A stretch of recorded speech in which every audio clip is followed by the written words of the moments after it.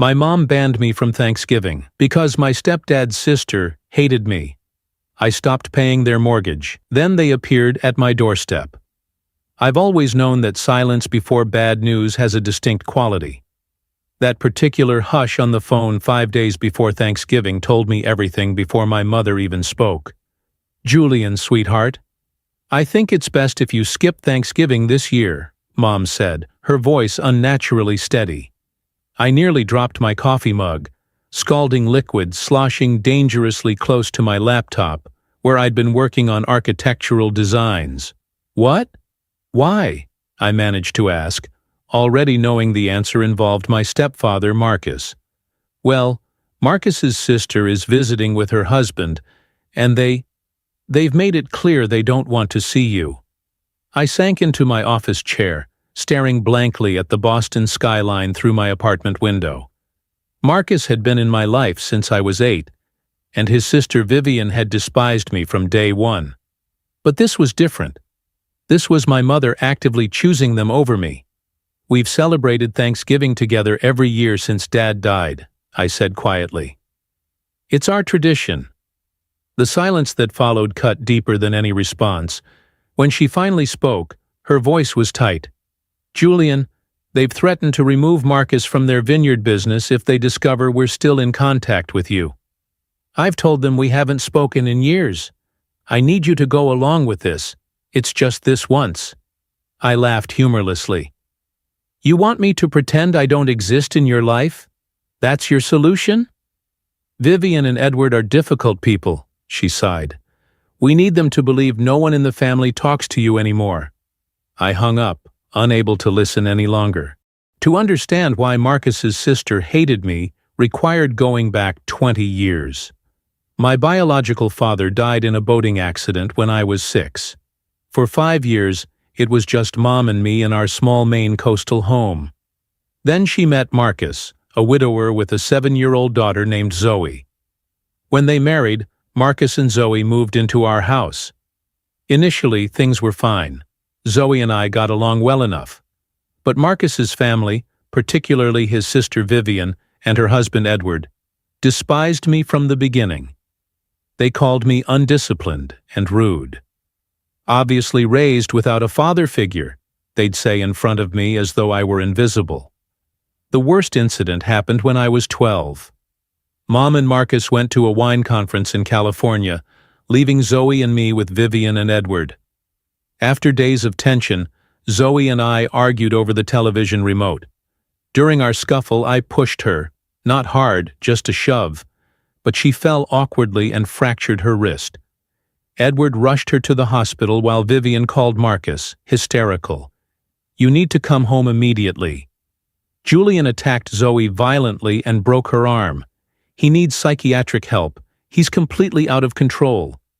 Everything changed after that call. They confined me to a bedroom, slipping meals under the door like I was some dangerous criminal. Mom and Marcus cut their trip short and returned 3 days later. Marcus was furious, claiming he couldn't trust himself around me. They sent me to stay with my grandmother for 6 weeks.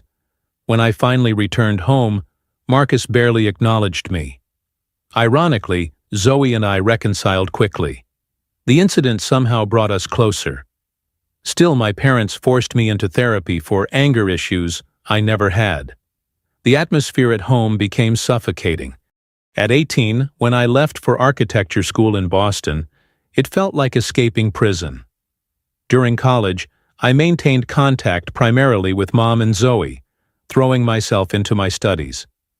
In my junior year, my roommate Tyler's father offered us internships at his architectural firm. I created innovative sustainable housing designs that impressed everyone. After graduation, Tyler's father hired me full-time at his prestigious firm.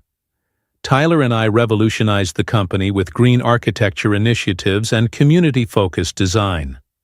We developed affordable housing projects that incorporated renewable energy systems and created spaces where communities could thrive. Our work gained national recognition, and suddenly I commanded a salary I'd never imagined possible. That's when Mom called about Marcus's financial troubles. The vineyard business was struggling, and they were behind on their mortgage payments. Despite our strained relationship, I agreed to help. Every month I transferred money for their mortgage payment.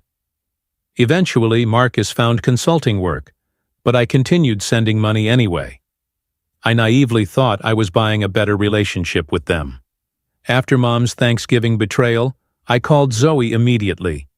"Mom just called to tell me I'm not welcome for Thanksgiving because your aunt and uncle will be there," I explained, my voice unsteady. "Apparently they've been pretending for years they don't speak to me." "What the actual hell?" Zoe rarely cursed. "If you're not welcome, then I'm not coming either. If they're choosing money over you, they can do Thanksgiving without both of us." Zoe's unwavering support was the one constant in my fractured family. We organized an impromptu orphan Thanksgiving at my apartment with friends who didn't have plans. The celebration was nothing like the formal, tense affairs at home.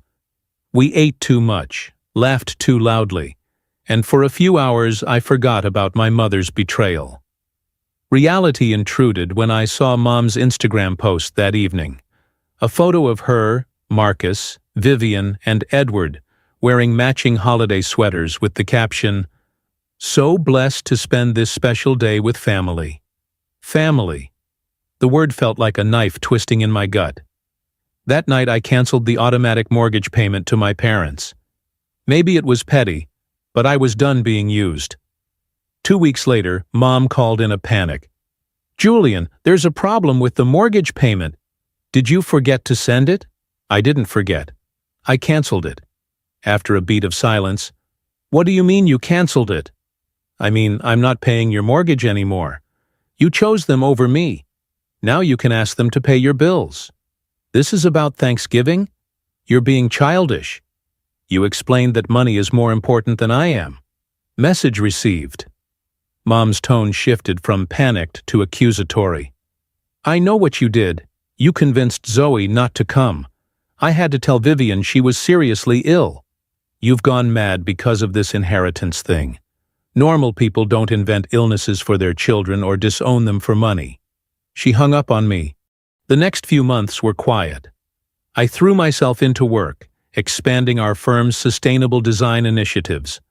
Zoe remained my only connection to my old life, visiting whenever she could. Then one evening in late March, Zoe called. "Hey, I'm going to visit tomorrow. That okay?"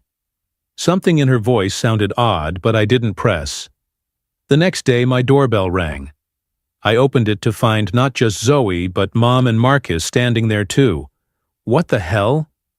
I stepped back, nearly slamming the door. Zoe held up her hands. "Hear them out, Julian, please."